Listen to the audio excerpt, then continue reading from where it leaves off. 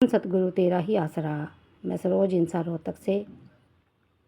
मैं 1985 से डेरा सच्चा सौदा से जुड़ी और डेरा सच्चा सौदा की रूहानियत और सर्वधर्म संगम की सोच से प्रभावित होकर मैंने 1991 में परम पूजनीय परम पिता शाह सतनाम सिंह जी महाराज और मौजूदा संत डॉक्टर गुरमीत राम रहीम सिंह जी इंसा से नाम की अनमोल दात प्राप्त की।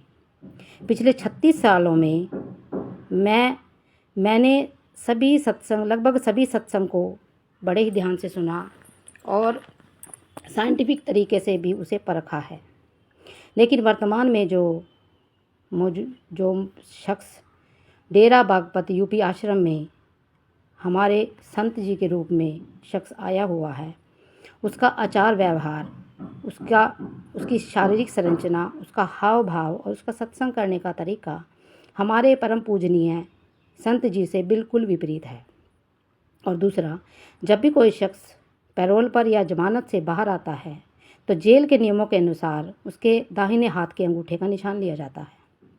इसका पालन हमारे देश की पूर्व प्रधानमंत्री श्रीमती इंदिरा गांधी जी से लेकर अनेक गणमान्य व्यक्ति जो किसी भी कारणवश से जेल में गए हो, जेल में रह के आए हों, उन सभी ने इसका पालन किया।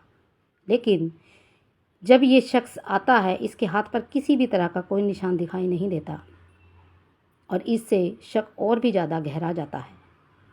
अतः मैं हमारे देश की सरकार, हमारे देश की न्यायपालिका और हमारे देश की जांच एजेंसियों से अनुरोध करती हूँ, विनती करती हूँ कि आप इस मसले को गंभीरता से लेकर निष्पक्ष रूप से इसकी जांच करें और जैसा भी जो भी सच हो वो सबके सामने लेकर आएं, ताकि हमारे देश, हमारे समाज की सुरक्षा के साथ किसी भी तरह का कोई भी खिलवाड़ नहीं किया जा सके। धन धन सतगुरु तेरा ही आसरा।